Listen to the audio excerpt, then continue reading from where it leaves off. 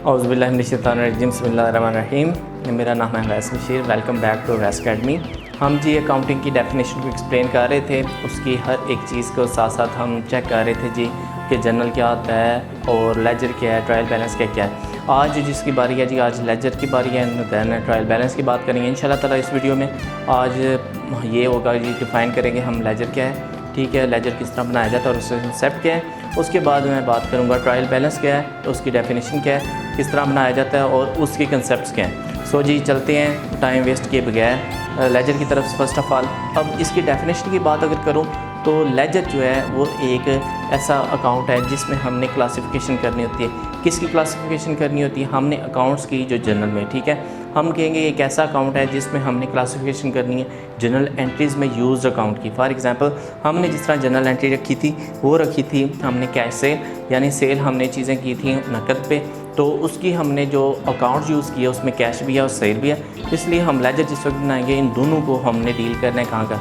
अब क्लासिफिकेशन के बारे में क्या बात है, एग्जांपल का आपको मैं दे दूं कि जिस तरह हम कॉलेज में बात करते हैं तो कॉलेज में ICS है, उसके बाद BSc है, उसके बाद FSc है, मुख्तलिफ सब्जेक्ट की क्लासेस होती हैं। तो हम किसी क्लास में किसी को मज़ीद नहीं लिख सकते, दूसरे को नहीं लिख सकते। फॉर एग्जांपल FSc वाले FSc में ही बैठते हैं और ICS वाले ICS में ही बैठते हैं, दोनों की क्लासेस डिफरेंट हैं। आईकॉम वाले कॉमर्स की ही अपनी क्लासेस में बैठते हैं। इसका मतलब ये भी नहीं है कि कुछ आपके स्टूडेंट्स, जो भी आप स्टूडेंट्स समझ रहे हो, कि वो ये समझे कि हम तो कुछ कंबाइन पीरियड नहीं, कंबाइन पीरियड लेना वो एक अलग बात है, वो कभी कभार हो जाता है कि कोई टीचर अगर ना आए तो वो कंबाइन कर ले। सो इसको मकसद क्लासिफिकेशन का मतलब ये है कि सेपरेट अकाउंट में एक ही चीज़ को लिखा जाए, यानी कैश है तो कैश की रेलिवेंट एक ही अकाउंट में हम डील करेंगे। सेल है तो जितनी भी सेल हमारी, जितना भी एक मंथ की हम अगर बना रहे हैं, हमें जितना भी मंथ की हमारी ट्रांजैक्शंस हुई हैं उनको डील करना है, तो जितने भी सेल उसमें रेलिवेंट होगा, हमारे पास इंफॉर्मेशन होगी, उसको हम डील करेंगे। सो जी आज इसको फिर एक्सप्लेन करेंगे, उसके बाद फिर जी देखते हैं किस तरह बनाया जाता है, उसमें क्या क्या चीज़ें आती हैं, ठीक है। सेकंड स्टेप हमारे पास ये है। दोबारा डेफिनेशन आपको बता देता हूँ, ये ऐसा अकाउंट है जिसमें हमने सारी जनरल एंट्रीज में यूज्ड अकाउंट की क्लासिफिकेशन करनी है। उसमें जी क्या क्या चीज़ें आती हैं और कहाँ कहाँ पे डील होगा, उसमें बैलेंसेस कितना बचेगा, बेसिक याद रखना है। इस चीज़ पे हमने फोकस करना है, जो उनके बैलेंसेस बचेंगे, यानी जो हमने अकाउंटिंग की एक्यूरेसी चेक करनी है बाद में जाके, पहले यहाँ पे हमने उसकी जमा नफ़ी करनी होती है कि अपने कितने पैसे थे, कितने पैसे यूज़ हुए, कितने पैसे लगे। तो अब याद रखें सिर्फ नकद बेचनी नहीं होती चीज़ें, हमने कुछ नकद खरीदारी भी होती है। एग्जांपल के तौर पर हम कैश परचेजेस भी करते हैं, तो वो परचेज़ करेंगे जिस वक्त, तो हमने क्या करना है, कैश को देनी होगी, कैश हमारे पास कमी होगी। सो इस बिज़नेस में सिर्फ पैसे हमारे पास आते नहीं, कुछ लगते भी हैं, कुछ एक्सपेंसेस होते हैं, कुछ हम एसेट्स में हम इजाफा करने के लिए खर्च करते हैं, तो ये सारी चीज़ें इसमें शामिल होंगी, ठीक है जी। तो चलते हैं जी टॉपिक की तरफ। आज का हमारी जो टॉपिक है वो है लेजर। अब लेजर को जी फॉलो करने से पहले हम क्या करेंगे, हमने फोकस करनी है जनरल एंट्रीज के ऊपर। जनरल एंट्री कौन सी? जो जनरल एंट्री हमने बात की थी, जनरल एंट्री हमने जी 1 जनवरी 2020 की बात की थी। उसमें जी बात हमने क्या की थी, कैश अकाउंट और सेल अकाउंट, इस पे हमने जी बात की थी। हमारे पास अमाउंट थी 1 लाख रुपए। हमने कहा था जी सेल्स ऑन कैश, ठीक हो गया जी। अब यहाँ पे एक ये अकाउंट है और दूसरा हमारे पास ये अकाउंट है। अब इनकी क्लासिफिकेशन बननी है। क्लासिफिकेशन का मतलब ये है कि जी ये जितनी भी कैश आएगी उसको हमने कैश वाले कॉलम में डील करना है, कैश वाले लेजर में डील करना है, और जो भी हमारे पास सेल है उसको सेल, जितनी भी सेल्स होंगी उनको अलग हमने यूज़ करना है, ठीक है। सो जी अब इसमें ये देखते हैं जी कि बनता किस तरह। फर्स्ट ऑफ ऑल आपने लिखना है डेट, फिर आपने डिटेल, पर्टिकुलर्स या डिस्क्रिप्शन, आपकी अपनी चॉइस है। लिखने के बाद अब याद रखना है ये है लेजर। लेजर में याद रखें, जिस तरह आपको याद होगा, अगर किसी बच्चा न्यू ये वीडियो देख रहा है तो जनरल वाले टॉपिक में आप लेक्चर सेकंड में जाकर चेक कर सकते हैं कि जिस वक्त हमने जनरल बनाई थी तो हमने रेफरेंस दी थी लेजर वाली, ठीक है, लेजर फोलियो दी था। लेकिन अब जो बात होगी, अब जिस वक्त लेजर आएगी तो अब हमने जनरल की बात करनी है। ये हमारे पास जनरल रेफरेंस होगी, यानी इसकी हम जनरल में कहाँ जाके इसको देख सकते हैं। फिर उसके बाद जी अमाउंट है, और यही चीज़ें आगे नेक्स्ट दूसरी साइड पे डेट, डिटेल, उसके बाद general reference and then amount, ठीक हो गया। ये सेक्शन जो है ये क्रेडिट है, ठीक है, ये जो सेक्शन ये क्रेडिट का होगा,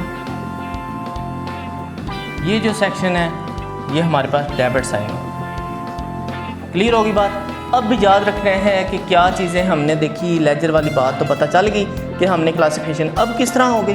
फर्स्ट ऑफ ऑल मैं लेता हूँ ये कैश, ठीक है जी, कैश मैंने ली, कैश अकाउंट मैंने लेना है जी, कैश अकाउंट लिया, ये पहले मैंने इसको सिलेक्ट किया, ये सिलेक्ट करने के बाद अब याद रखना है डेट, मैंने डेट लिखने से पहले मैंने चेक करना है कि ये किस साइड पे है। ये साइड जो होती है ये डेबिट होती है और ये साइड जो है ये क्रेडिट होती है। अब मेरी पता चल गया जी, मुझे पता चल गया, इस मेरे रिकॉर्डिंग के लिहाज से मुझे पता चला कि जी ये जो कैश है ये डेबिट साइड पे लिखा हुआ। अब यहाँ पे हम डेट लिखेंगे 1 2020, इज़ दैट क्लियर। उसके बाद अब यहाँ पे हमने क्या करना है, हमने अमाउंट लिखनी है जितनी कैश के सामने लिखने हुई है, ठीक हो गया, लिख दी। अब डिटेल की बारी आई तो कुछ बच्चे कंफ्यूज हो जाते हैं कि कैश में कैश लिख देते हैं। आपने ज़हन में याद रखना है कि जिस वक्त कैश को हमने जनरल लेजर में यूज़ करना है तो उसका दोबारा इसमें काम नहीं आएगा। उसकी वजह आएगी कि कैश में अगर डेबिट साइड पे इजाफा हुआ है तो वो किस वजह से हुआ। तो यहाँ पे वजह जो है वो है सेल, यानी सेल हुई 1 लाख रुपए की, जिसकी वजह से हमारे पास ये कैश में इजाफा हुआ। अब क्रेडिट साइड पे कोई चीज़ भी नहीं, तो हम क्या करेंगे, जो रकम बड़ी होगी वो दोनों तरफ लिखेंगे। यहाँ पे देखें, यहाँ पे 1 लाख है, इधर 0 है, तो हम दोनों तरफ 1 लाख रुपये लिखेंगे। लिखने के बाद लास्ट पे, मंथ के एंड पे जो भी डेट हो वो लिखने के बाद आप उसकी कर दें जी बैलेंस कैरी डाउन, कितने जी, वही रकम, टोटल हमारे पास कुछ है नहीं तो हम वो ही बैलेंस लिखेंगे। अब स्टार लगाने का मकसद ये है कि हमेशा ऐसा नहीं हो सकता। फॉर एग्जांपल यहाँ पे अगर कैश की यहाँ पे सिर्फ इजाफा किया, अगर कैश क्रेडिट साइड पे होता, फॉर एग्जांपल यहाँ पे 1 लाख रुपये है, 2 लाख रुपये मजीद होते, होने के बाद यहाँ पे 3 लाख होते, दूसरी तरफ हम कुछ परचेज़ कर लेते हैं वो 5 लाख की होती। तो जिस वक्त हमने माइनस करना था, यहाँ बैलेंस निकाल करना था, तो हमारे पास रकम चेंज आनी थी, तो वो रकम क्रेडिट साइड वाली बड़ी होनी थी। बड़ी दोनों तरफ लिखने के बाद फिर यहाँ पे हमने लिखना था। Clear, is that clear. अब याद रखें, जिस वक्त भी अगले स्टेप में ट्रायल बैलेंस में हमारी रिकॉर्डिंग होगी तो हमने बैलेंस के साथ ही डील करना है, लेकिन याद रखें इसका मतलब ये होता है कि नेक्स्ट टाइम जिस वक्त अगला मंथ जो है वो स्टार्ट होगा तो ये जो बैलेंस हमारे पास कैरी डाउन है ये आ जाएगा फर्स्ट, फॉर एग्जांपल फरवरी 2020 को बात होगी तो ये बैलेंस किसके नाम से शो होगा, ये ब्रॉट डाउन के नाम से शो होगा। वो कितने रुपए जी, 1 लाख रुपए के साथ। Is that clear.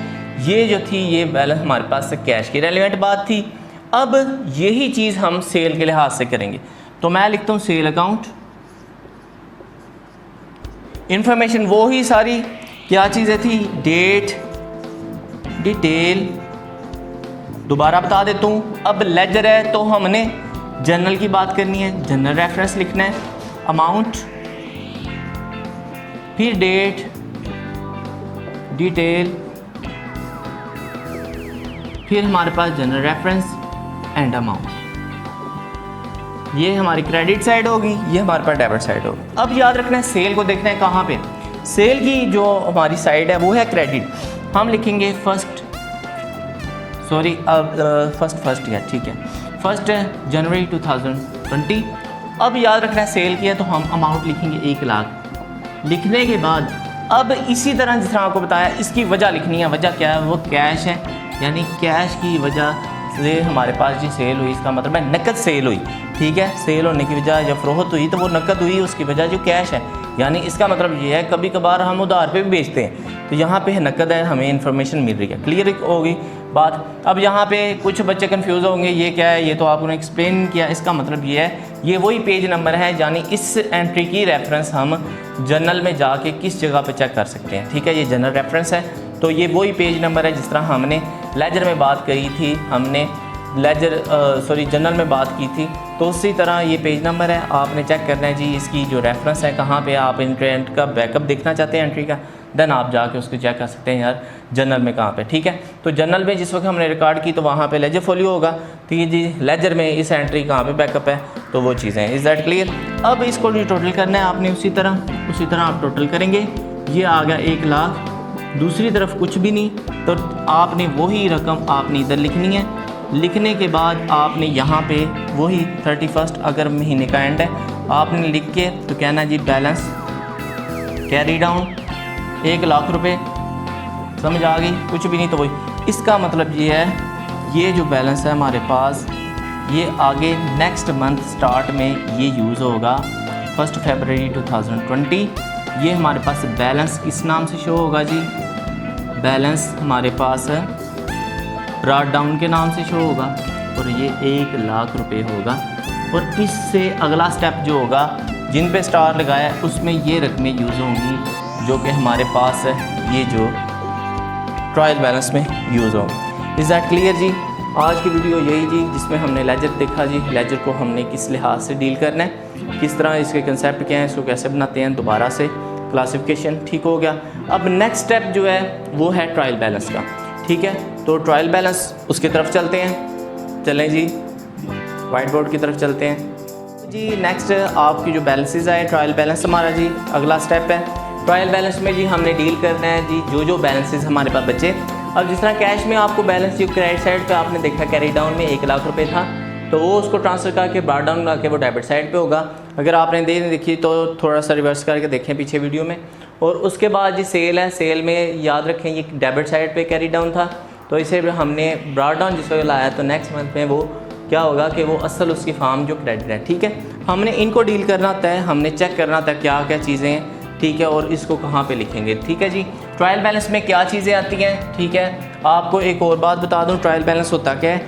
Trial balance में जी सबसे पहले इसकी डेफिनेशन की बात करें तो ट्रायल बैलेंस एक समरी अकाउंट है जिसमें हमने जो लेजर अकाउंट में हमारे पास है, जो जमा नफ़ी हुई, जितने बैलेंसेस आए, ये जितने पैसे हमारे पास लगे लुगे, उसमें जो बच के जो रकम एट दी एंड बचती है, जो बैलेंस बचता है, उसको हमने डील करना होता है ट्रायल बैलेंस में। तो हमारे पास यहाँ पे एक छोटी सी फॉर्म में अगर इसे एक्सप्लेन करें तो ये एक समरी अकाउंट है जिसमें हमारे सारे अकाउंट्स की समरी तैयार होती है।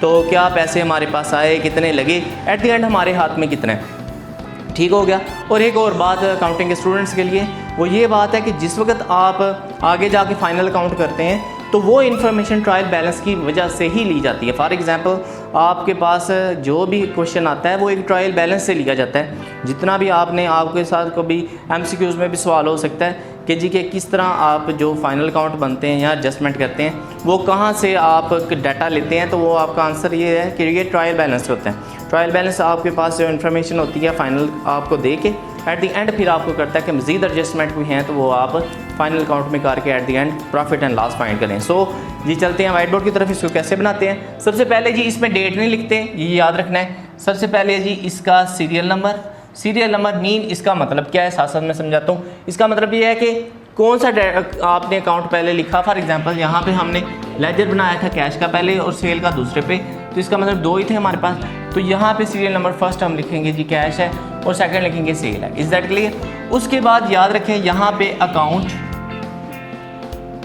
अकाउंट नेम लिख लें, अकाउंट टाइटल लिख लें, जो भी आपके आगे जो हो वो आप लिख लें, ठीक हो गया। फिर उसके बाद आपने यहाँ पे लेजर फोलियो लिखना है, ठीक है, उसकी रेफरेंस है। और उसके बाद आगे हमारे पास डेबिट और क्रेडिट लिखने हैं, ठीक है, यानी अमाउंट कौन सी साइड थी, डेबिट थी या क्रेडिट थी, ठीक है। ये सारा होता है ट्रायल बैलेंस। इसका टाइटल हम ट्रायल बैलेंस ही लिखते हैं, ट्रायल बैलेंस इसका टाइटल होगा, ठीक है जी। लिखने के बाद अब फर्स्ट ऑफ ऑल हमारे पास जी बैलेंस हमारे पास है, फर्स्ट जो सीरियल नंबर है सॉरी वो है हमारे पास कैश है, तो हम अकाउंट में लिखेंगे जी ये कैश अकाउंट है।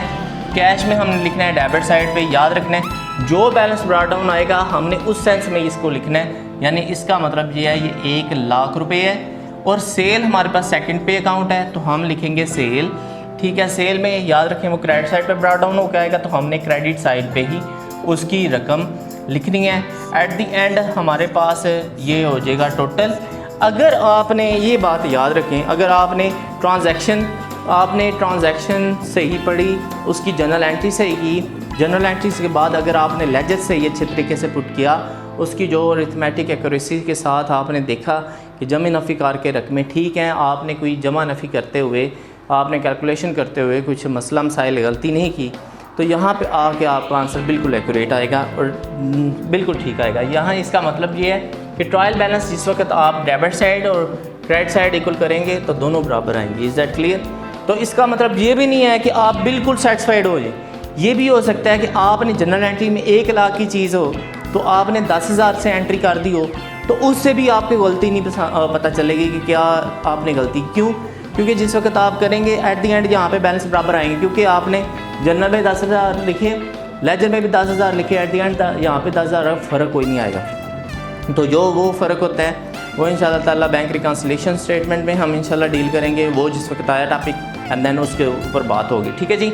अब यहाँ पे हमारे पास क्रेडिट है, अब देखते हैं जी वो कितने बैलेंस है जी। ये 1 लाख रुपये है, इसके अलावा कोई है ही नहीं, और ये भी 1 लाख रुपये है जी, इसके अलावा कोई और बैलेंस हमारे पास नहीं। तो ये हमारे पास याद रखना है, दोनों साइडें, ये जो डेबिट साइड है जो क्रेडिट साइड है दोनों बराबर आएँ। इसका मतलब ये है कि हमने कोई गलती नहीं की अपनी जनरल में, अपनी जनरल एंट्रीज़ में, उसके बाद लेजर में हमने कोई गलती नहीं की। सो जी ये आज की सारी वीडियो थी जिसके मुतालिक आपने पढ़ा जी लेजर क्या है, ठीक है, उसके कंसेप्ट क्या है, दोबारा आपको बता देता हूँ। लेजर में हमने क्या करना है, क्लासिफिकेशन करनी है, कैश को कि जितनी कैश हो इकट्ठी करेंगे, कैश के अलावा जो जो अकाउंट आएंगे इंशाल्लाह ताला जिस वक्त इनके चैप्टर्स की बारी आई तो इनको चैप्टर को अच्छे तरीके से हम पढ़ेंगे। इसमें जो जो मेन चीज़ें हैं, कॉमन चीज़ें, जो बच्चे जिनसे कंफ्यूज होते हैं इंशाल्लाह ताला उससे पे बात होगी। उसके बाद जी आगे हमने ट्रायल बैलेंस भी की, जहाँ पे हमने समरी तैयार की जी कितने बैलेंसेस होते हैं, कितने पैसे बचते हैं, लास्ट में हमने कहाँ पे लिखनी है और उसकी एक्यूरेसी देखी है, अरिथमेटिक। सो जी ये आज टॉपिक है, कोशिश करें न्यू है इसको चैनल को सब्सक्राइब करें और आगे से आगे डिस्ट्रीब्यूट करें, ताकि ये कि वो बच्चे जो इसको सीखना चाहते हैं वो आसानी के साथ घर बैठे इस सिचुएशन में सीखें। और क्योंकि कुछ बच्चे तो पढ़ चुके हैं और वो ये समझते हैं कि जी हम पढ़ चुके हैं, हमें क्या फ़ायदा आगे डिस्ट्रीब्यूट करने का या सेंड करने का। सो आपके कहने के से किसी शेयर करने से किसी की मदद हो जाए तो ये आपको भी सवाब है। सो एज ए सदका जारिया करके दैन शेयर करें। थैंक यू सो मच, अपना ख्याल रखें, अल्लाह हाफिज़।